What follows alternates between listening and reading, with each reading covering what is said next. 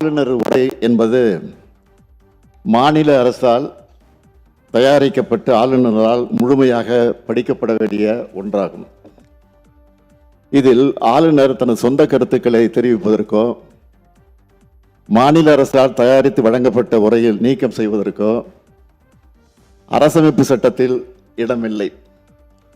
அரசமைப்பு சட்டத்தில் ஆளுநரின் உரை குறித்து தெரிவிக்கக்கூடிய ஆர்டிகிள் 176 வகை செய்யப்படவில்லை. இருப்பினும் நாம் அவ்வாறு சில விளக்கங்களை குறிப்பிட்டு நேற்று அரசுக்கு கடிதம் எழுதி தொடர்ந்து அவருக்கு அதற்கான பதிலும் அளிக்கப்பட்டிருக்கிறது. இந்த நிலையில் மாண்புமிகு ஆளுநர் அவர்கள் வேண்டுமென்றே அரசமைப்பு சட்டத்தை மீறிய ஒரு செயலை செய்துள்ளார். ஆளுநரின் செயல் என்பது நூற்றாண்டு கால மரபையும் நீண்ட பாரம்பரியத்தையும் கொண்ட இந்த மக்கள் சபையை அதன் மாட்சிமையை அவமதிக்கும் செயலாகும் என்றே நான் கருதுகிறேன். 10/4/2023 அன்று இதே பேரவையில் நான் ஆற்றிய உரையின் ஒரு பகுதியை நான் இங்கே நினைவு கூற விரும்புகிறேன். ஆட்டுக்கு தாடியும் நாட்டுக்கு ஆளுநர் பதவியும் தேவையில்லை என்று பேரறிஞர் அண்ணா அவர்கள் கூறிய போதிலும், அதை முத்தமிழறிஞர் தலைவர் கலைஞர் அவர்கள் வழிமொழிந்த போதிலும், அந்த பதவி இருக்கும் வரை அதற்குரிய மரியாதையை கொடுக்க அவர்கள் முதலமைச்சர்களாக இருந்த நேரத்தில் தவறியதில்லை. அவர்களது வழியை பின்பற்றி நானும் அதிலிருந்து இம்மி அளவும் விலகியதில்லை. இந்த அரசும் தவறியதில்லை என்று அன்றைக்கு நான் எடுத்துரைத்தேன். அந்த கொள்கையொட்டியே நான் ஆளுநர் அவர்கள் உரை நிகழ்த்த வேண்டும் என்று நடவடிக்கை எடுக்க ஆணையிட்டேன். எனினும் மாண்புமிகு ஆளுநர் அவர்கள் ஏற்கனவே நடந்து கொண்டது போலவே மீண்டும் இன்று செயல்பட்டிருப்பது மிகவும் வருத்தத்திற்குரியது.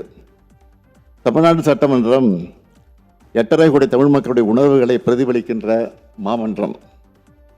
ஆளுநர் என்பவர் மாநில நலனில் அக்கறை கொண்டவராக, மக்கள் மேம்பாட்டில் ஆர்வம் கொண்டவராக, உண்மையை பேசுபவராக இருக்க வேண்டும்.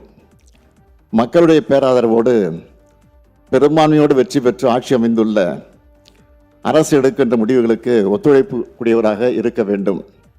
அதைத்தான் அரசமைப்பு சட்டமும் அந்த பதவி வகுப்பிடம் இருந்து எதிர்பார்க்கிறது. ஆனால் நம்முடைய ஆளுநர் அவர்கள் அதற்கு மாறாக செயல்படுகிறார். மாநில நிர்வாகத்தை முடக்கவும் பொது மேடைகளில் அரசியல் பேசியும் அவதூறு பரப்பி வருகிறார். அது அவர் சொந்த விருப்பம் என்று கருதலாம். எனினும் அத்தகைய ஒரு முயற்சியை இங்கும் செய்ய அவர் முனைவது ஏற்புடையது அல்ல. நூற்றாண்டு விழா கொண்டாடி சீரும் சிறப்போடு இயங்குகின்ற பேரவையின் புகழ் மங்கிடாத வகையில் பாதுகாத்து வந்த சான்றோர்களின் வழித்தடத்தினை பின்பற்ற வேண்டிய கடமை நமக்கு உள்ளது. வரலாற்று பெருமை கொண்ட இப்பேரவையின் மாண்பினை பாதுகாக்க வேண்டிய முதல் பொறுப்பு எனக்கு உள்ள காரணத்தால் கீழ்காணும் தீர்மானத்தை மாண்புமிகு பேரவைத் தலைவர்களின் இசைவோடு சட்டமன்ற பேரவை விதி 17 தளர்த்தி முன்மொழிந்திட அனுமதி கோருகிறேன். அனுமதி அளிக்கப்படுகிறது. நன்றி. தீர்மானம். ஏற்கனவே உள்ள நடைமுறைகளை பின்பற்றி தமிழ்நாடு அரசால் தயாரித்து அனுப்பி வைக்கப்பட்ட ஆளுநர் உரையை பேரவையில் படிக்காமல் மாண்புமிகு ஆளுநர் அவர்கள் சென்று வருவதை இப்பேரவை ஏற்கவில்லை.